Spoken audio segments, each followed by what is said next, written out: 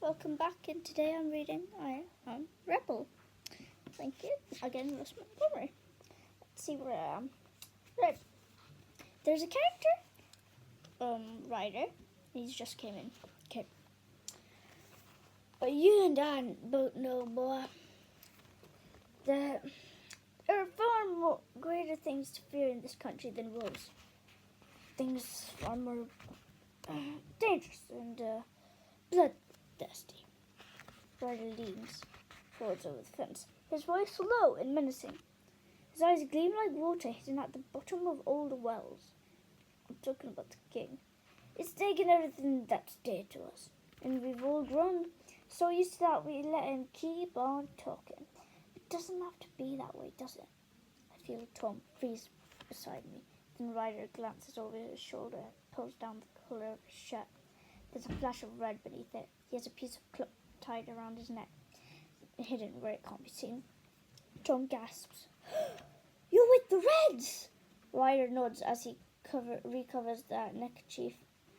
That's right. There are more of us too. More than you can imagine.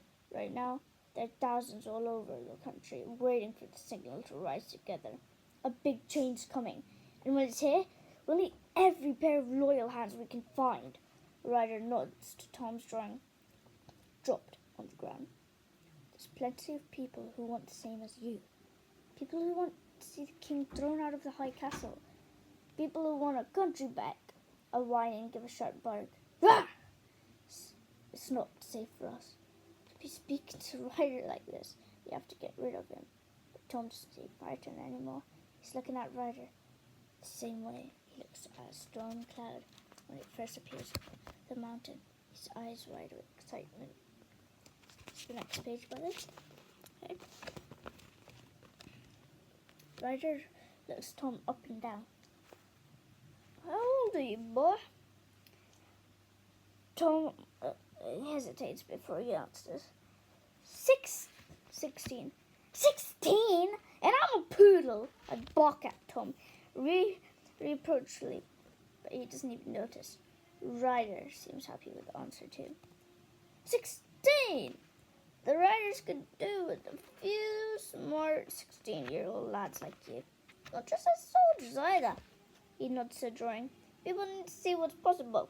A picture like that could change people's minds faster than words ever could. Okay. Ryder looks Tom up and down. How old's your boy? Oh, you read that. Sorry, guys. Sorry. And I do believe you have a gift for that, mister. He holds out his hand again.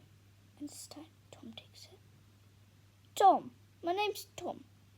I whine from the pit of my stomach, sticking close to Tom's heel and nudging him to make him stop.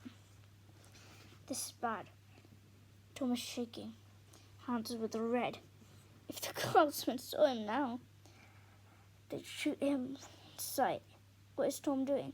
Why isn't he running? Ryder hunkers low over the fence. Drawing. Do you read that? Drawing Tom. Even closer. There's a round ring of birch trees, 20 minutes north from here. Another one? Tom nods. By the river. That's right. There's a meeting happening there in an hour for all new recruits. You coming?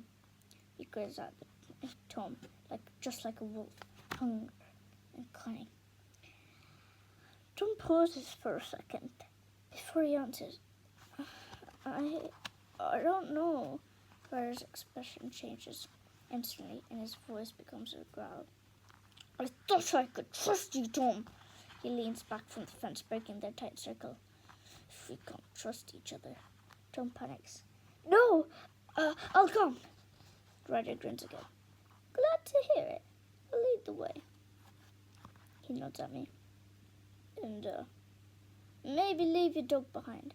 He's a yappy one. I growl. I do not like a Ryder.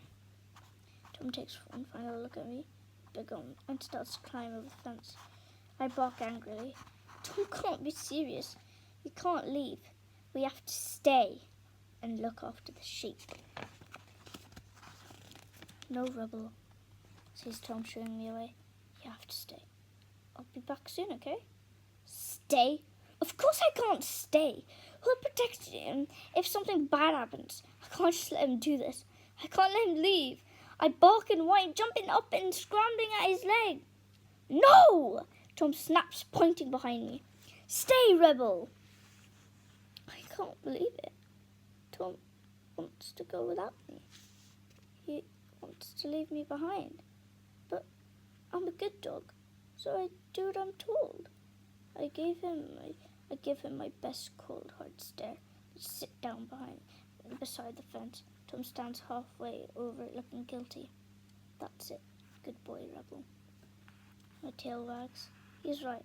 I am a good boy. Then Tom and Ryder stride into the trees. And that's within seconds. I can't see them anymore. And that's it. I'm sat in top field on my own. I can't think of the last time I was alone. Like this. Even when Tom goes market, I'll sit in the farmhouse with Mum and whine out the window until he gets back. There's nothing I can do. It's not like I can talk to a sheep. I have no idea, and it'll be until Tom returns. I might be waiting for hours. But I'm a good dog. I come when Tom calls, and I stay when he tells me. Good dogs do what they're told. So I do what he tells me. Chapter 5. Uprising. Let me find it. There we go. Guys, we're going to do one more chapter. Then I'll do another one tomorrow. Uprising. And I wait. And wait. And wait. The shadows are starting to stretch across the mountains. It's nearly sundown. If the girls find Tom outside now, he'll be arrested. The worry of it snores at me. Like I've swallowed bad food. I can hear Mum calling for Tom from the farmhouse. She's been calling for ages. We're late for dinner. Where is he? Why is he taking so long? Oh, Tom, come back. I smell him before I see him. Charcoal under his fingernails and the concrete in his pocket catching the wind that blows through the trees. I'm barking and running into circles before he even starts climbing over the fence. Tom! Tom! Shh, Rebel, he whispers. But I can't help it. I'm just so happy to see him again. My tail wags so hard it bashes me in the face. Never leave me again. Oh, by the way, guys, Tom doesn't understand him because he's barking, but the dog is trying to say this, but it goes like like that. Never leave me again, I cry. I can tell that Tom's happy to see me too. He hugs me close. Then I was shuddering sigh of relief. I can taste the nervousness on him straight away. It hangs on him like heavy clothes. And I know why he's nervous. I know why he's nervous too.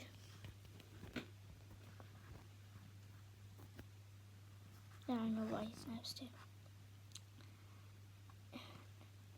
The sheep should have been moved to Buttonfield hours ago. We're going to be in so much trouble.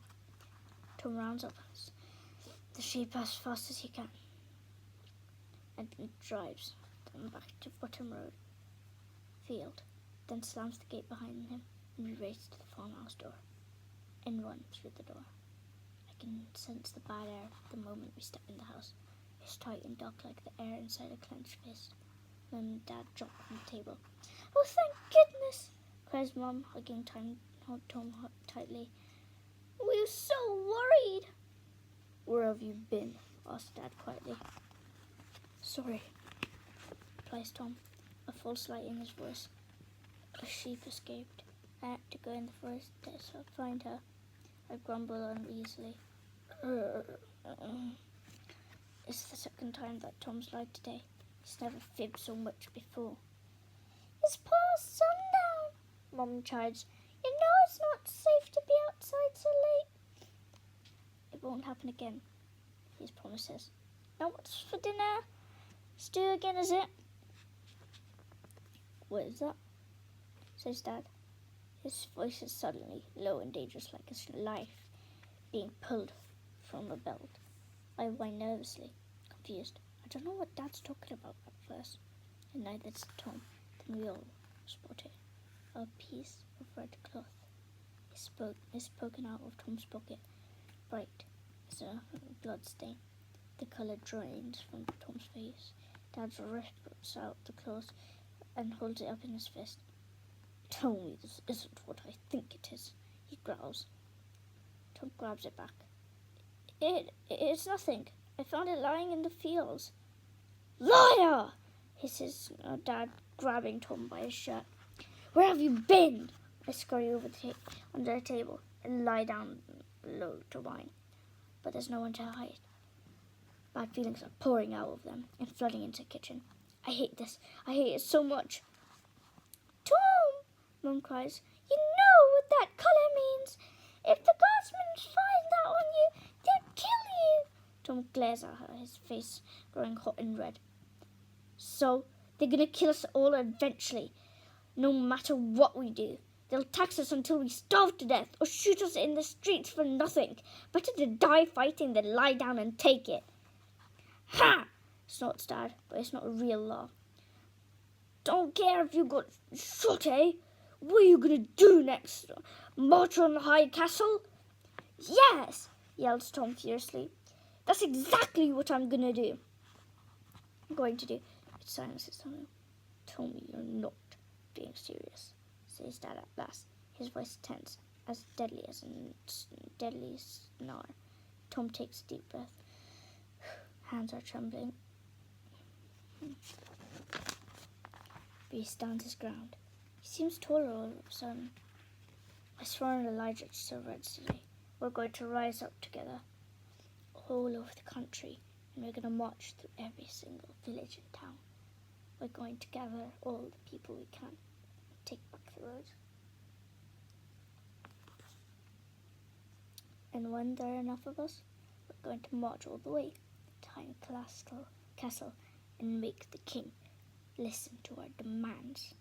He looks at Mum and Dad, his eyes shining. There'll be 20 of us to every guardsman. The king will have to listen to what we say. He'll see that we can't be pushed around anymore. There won't be any more permits or double taxes. Mum is shaking her head. She's crying now. Oh, Tom. Oh, Tom. Tom grabs her hand. But I won't be fighting, Mum. The Reds don't just want soldiers. Ryder says that I can draw posters to display in each village to explain that what we're going to do. And Ryder?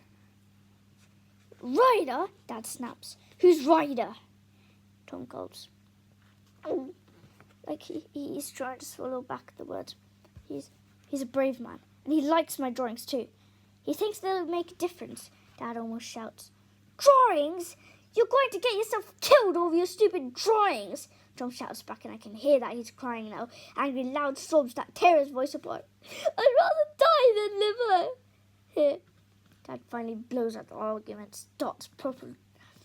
Dad screams at Tom, and Tom screams at Dad, and Mum screams at them both to stop. You're not going to get anywhere. I will. Stop it, stop. I can't stand it. I shoot up the stairs as fast as I can and bury myself under the blankets to try and block out the noise, which is impossible. I hear Dad slamming his fists on the table and Mum banging the chairs. Bang, bang!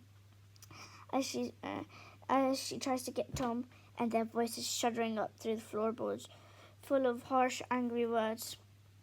And then the worst words of all. I hate you! Tom shouted so loud that I can hear him perfectly, even from up here. His feet pound the stairs, and he flies to the door, slamming it shut behind him.